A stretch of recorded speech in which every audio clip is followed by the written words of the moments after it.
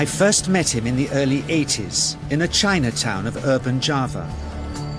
He didn't want his real name or address revealed, so we called him DJ for Dynamo Jack. He was only a healer, he said, but he did direct a powerful energy generated from his own body into his patients. Sometimes he used the needles, sometimes just his hands. He called the energy Chii, and it was so strong that he usually needed a grounder to hold his patients' feet. For years we followed him around Java on his healing rounds, pleading to be allowed to film him, but he always refused, saying his powers resulted from a type of meditation with an ancient tradition of secrecy. It was only when my brother Lorne was suffering from a serious eye infection that he finally allowed us to film him in 1987. It was nothing like any acupuncture I'd ever had. I was getting really powerful electric shocks and couldn't control my movements at all. Yin yang, positive and negative, you know. And my positive from here and my negative from here. And we meet together, this can get like electricity.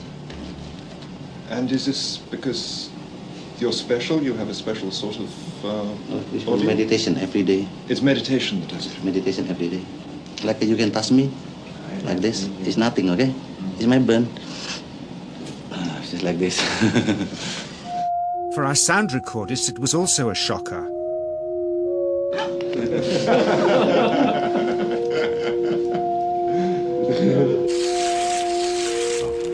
He then took our newspaper outside and showed us how Chii can also be used to set things on fire.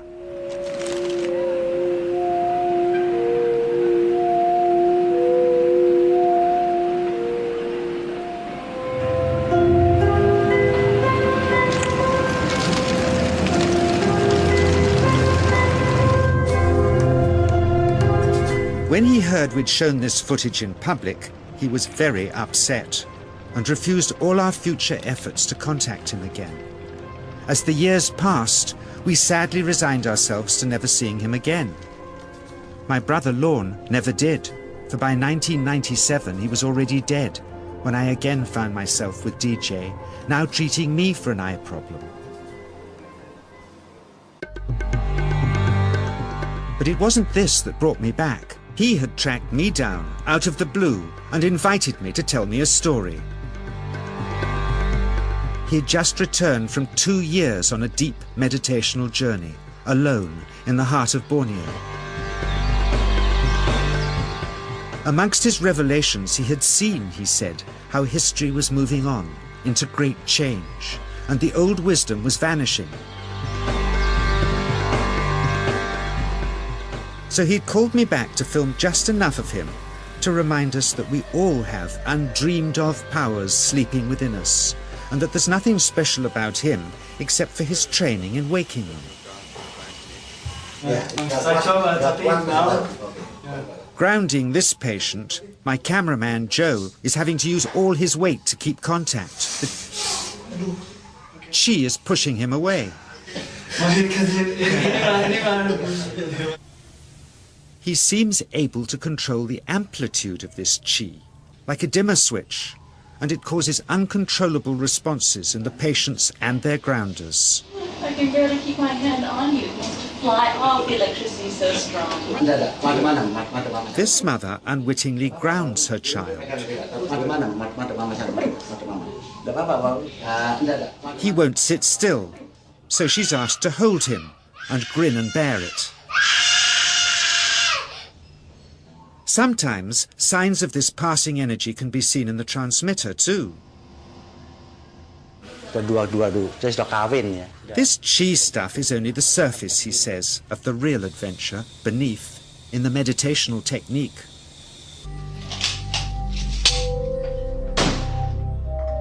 Projecting Chii from the palm of the hand can also be used to resist rifle pellets, he says.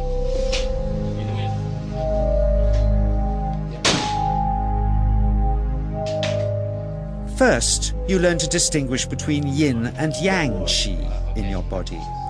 Then how to pool it in your navel chakra. Then how to project it, he says.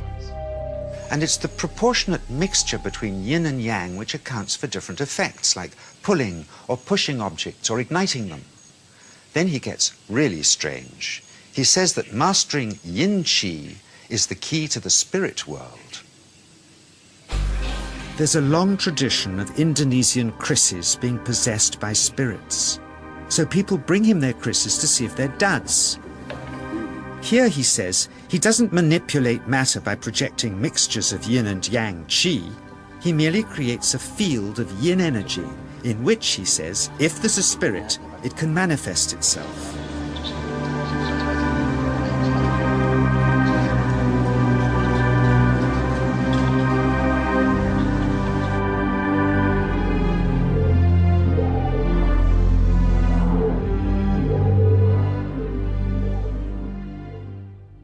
So I invited a small group of scientists back from the United States with measuring equipment to test if DJ was for real. And if so, where might this energy belong on the electromagnetic spectrum? Catherine Cook, CEO of the Mind Science Foundation in Texas. Dr. Roger Nilsson, a Swedish medic and international racing sailor. Dr. Greg Simpson, a physicist from New York's Albert Einstein University, and Andreas Polak, one of DJ's Australian students. The visitors are confident they'll uncover him as a fraud in no time. Greg is the first guinea pig, and he's uncomfortable about showing that he can feel anything at all. Dr. Roger doesn't know what to expect.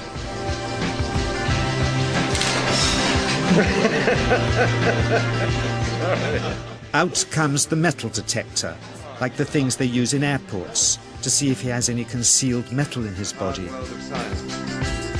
Then the voltmeter, to try and measure the Chii.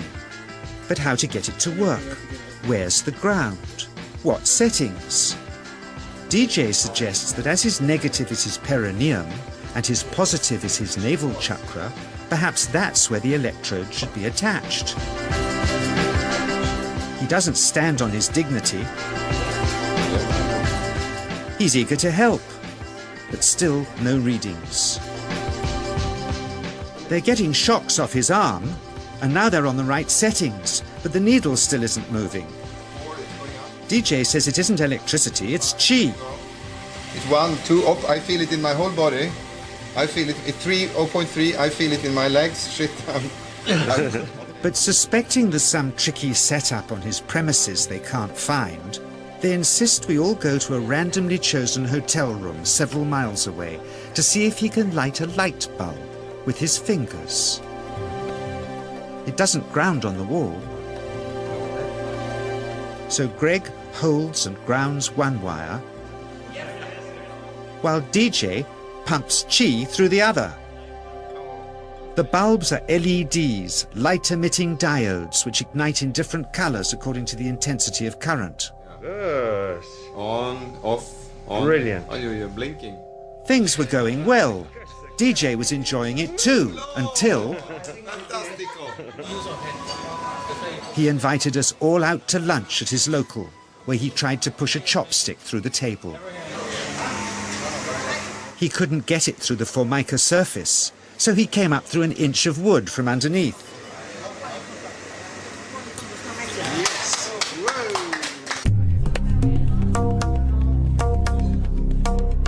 Not only did he draw his own blood, but a chopstick splinter had caught Alison here between the eyes, drawing more. The incident was laughed off apologetically, but next morning he was a different man, drawn and upset. He said he'd been visited all night by his long-dead master, raging that he'd broken the strict taboos of his sect, never to show off in public and never to cause harm or draw blood. He felt deeply chastised. All further testing and filming must end. Never again would he submit to public scrutiny, nor accept any new students.